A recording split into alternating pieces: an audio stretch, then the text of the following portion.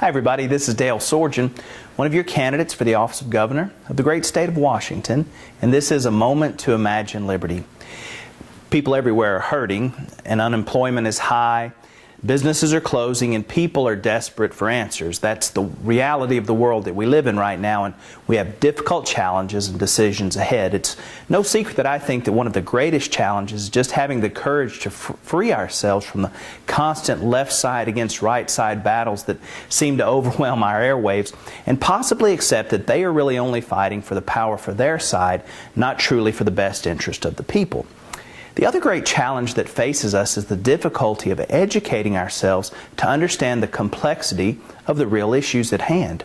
It cannot be enough any longer to just know the talking points of either side. We must desire to know the true depth and breadth of the issues for ourselves so that we can make prudent choices. There's probably no greater misunderstanding than the idea that our government can create jobs. That idea is a very powerful elixir.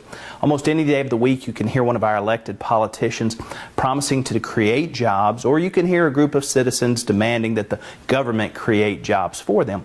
In these difficult times, I understand the need to find someone, anyone who can fix the broken situation.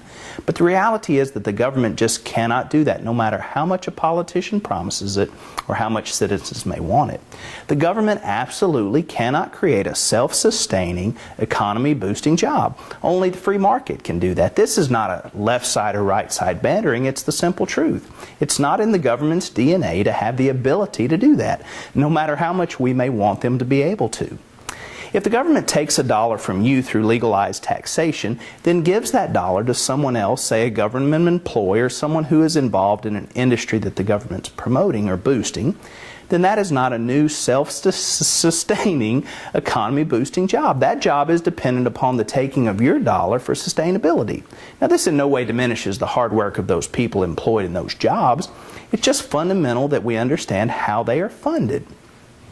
Government jobs or government-created jobs do not have elixir qualities that can heal our economy.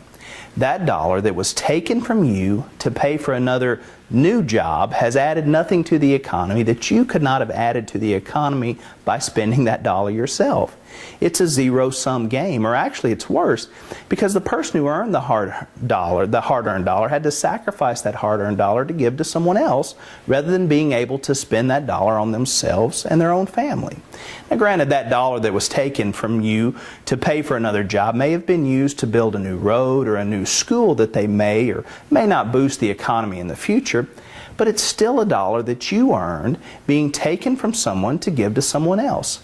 And therein lies the truth, and therein lies our battle.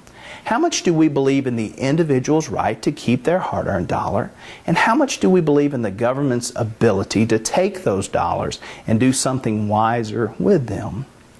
While I fully understand that there are things that we do very well and could do better through the collective arm of the government, morality demands that our greatest fight should be to allow the individuals to keep their hard-earned money and then watch and see how wise and generous they can be. I invite you to check out our website at www.imagineliberty.us to find out more about our Imagine Liberty campaign. If you've already decided this year that thinking independent sounds like a good idea, but you just think it's too risky, despite the evidence that shows that continuing to vote for the two ruling political sides seems to be the most risky thing we can do, you're in luck, because one of the ruling political sides will have the candidate that's just right for you. But if you're willing, I'd like to invite you to join us this year to break the cycle and have the courage to think independent.